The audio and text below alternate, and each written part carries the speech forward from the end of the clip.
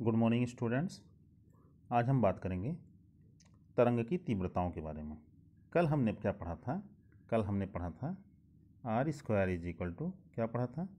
A1 का square plus A2 का square plus 2A1 A2 cos phi, यही तो पढ़ा था। ठीक है, अब हम चलते हैं तीव्रताओं को, आयामों को तीव्रताओं के फॉर्मेट में लिखते हैं। तो आपने पढ़ा था पिछली कक्षा में कि जो तीव्रता होती है, तीव्रता अनुक्रमानुपाती होती है किसके? आयाम के वर्ग के, यानी I इज़ डायरेक्टली प्रोपोर्शनल क्या होता है? A स्क्वायर होता है। ठीक है, तो हम यहाँ पर देखिए हमारा परिणामी तीव्रता किससे लिया गया है? R से लिया गया है। सो I इज़ डायरेक्टली प्रोपोर्शनल किसके माना गया है? R square. ठीक है भाई।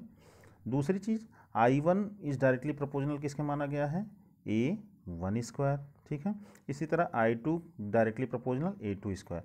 अब इन दोनों को जब हम देखते हैं कि नियतांक आता है, प्रोपोर्शनलिटी हटाते हैं, तो I1 is equal to KA1 square, I2 is equal to क्या आ जाता है? KA2 square. ठीक है, या I इज इक्वल टू क्या आ जाता है? KR square. ध्यान रखेंगे, इनकी वैल्यू याद रखिएगा। ठीक है, I1 इज इक्वल टू कितनी हो गई, I2 इज इक्वल टू कितना होगा, और I इज इक्वल टू कितना होगा, इसे एकदम याद रखिएगा। ठीक है, अब हम आगे चलते हैं कि हम पहला समीकरण जो लिखे थे, क्या लिखे थे अभी?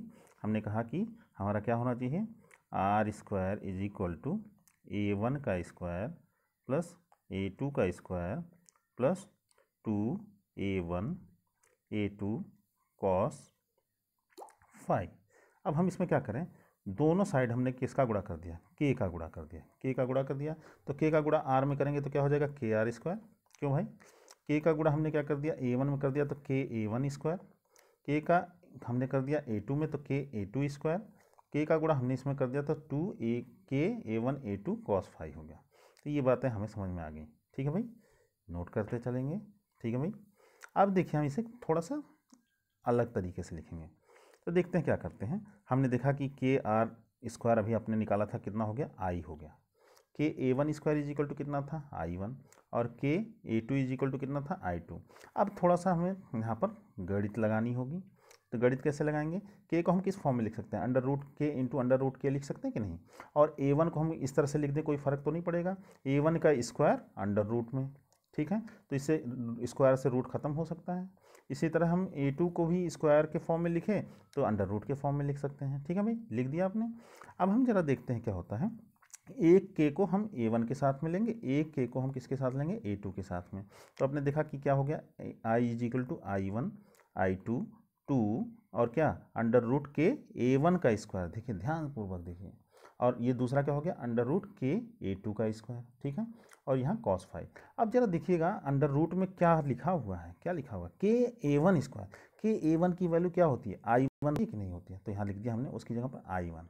और के A2 स्क्वायर का वैल्यू क्या होता है? I2 होता है, तो हमने वहाँ पर I2 लिख दिया।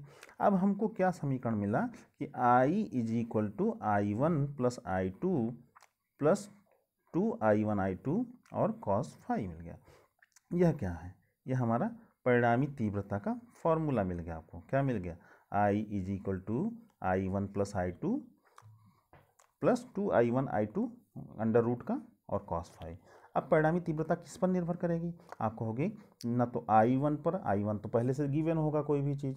I2 गिवन है। अब किस पर डिपेंड करेगा?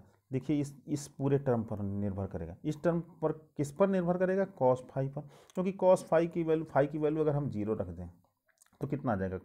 Cos phi is equal to कितना आ जाएगा? Cos phi is equal to 1 आ जाएगा। ठीक है भाई,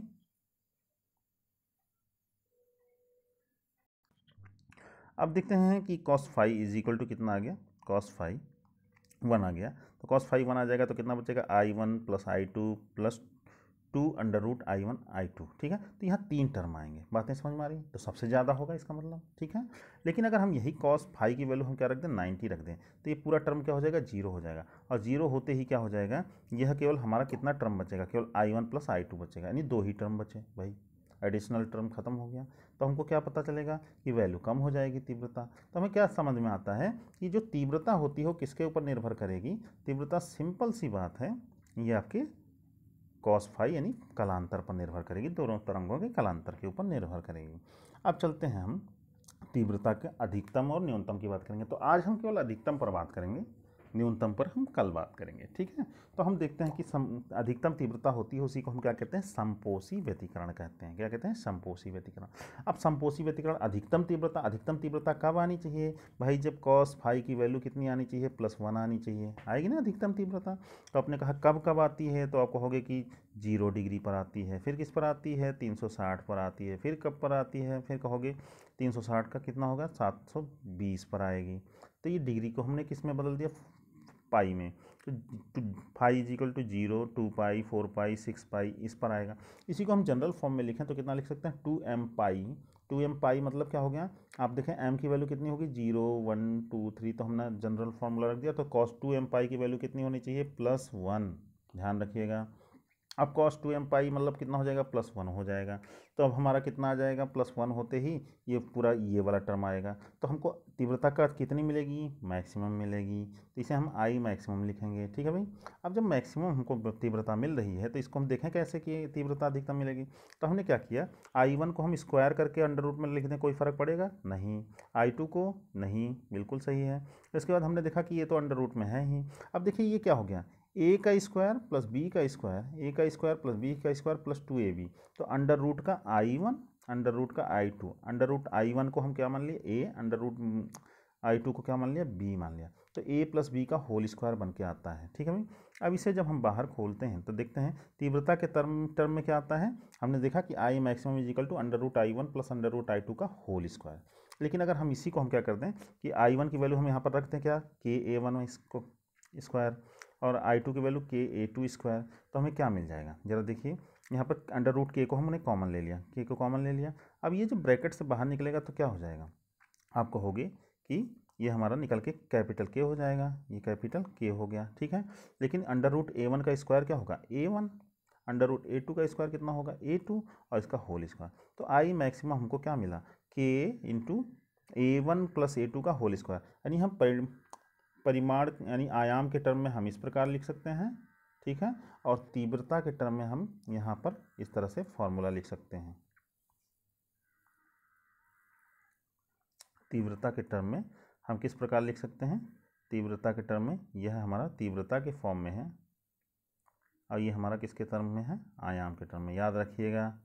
इसीलिए मैंने कहा कि आज हम अधिकतम की बात करेंगे। तो इस प्रकार से अब हमें क्या होता है, यहाँ पर एक लाइन लिखी हुई है, जरा ध्यानपूर्वक देखेंगे क्या होगा कि अतः जिन बिंदुओं पर व्यतिकरण करने वाली तरंगें एक ही कला में मिलती हैं, एक ही कला मतलब आपको समझ में गया, 0 डिफरेंस हो, और 360 पर भी तो नियर अबाउट 0 हो, सेम फेज में मिलती हों, तो उनके बीच अर्थात कोण कितना होना चाहिए, 0, 2 पाई, 4 पाई होना चाहिए, कलांतर होता है। तो उन बिंदुओं पर परिणामी तीव्रता अधिकतम होती है। इसका मान कितना होता है, ये हमारा कितने होता है, A1 प्लस A2 का होल स्क्वायर के, या तो इस फॉर्म में लिख सकते हैं कि, और यहाँ पर देख रहे हैं ये I1 अंडर रूट I1 और इसके फॉर्म में लिख सकते हैं, और इसके आप देख रहे हैं आयाम के टर्म में लिख सकते हैं, यानी परिणामी तीव्रताओं के योग के वर्ग के बराबर होता है, ठीक है। तो इस प्रकार आज का टॉपिक समाप्त होता है, हम फिर मिलेंगे कल।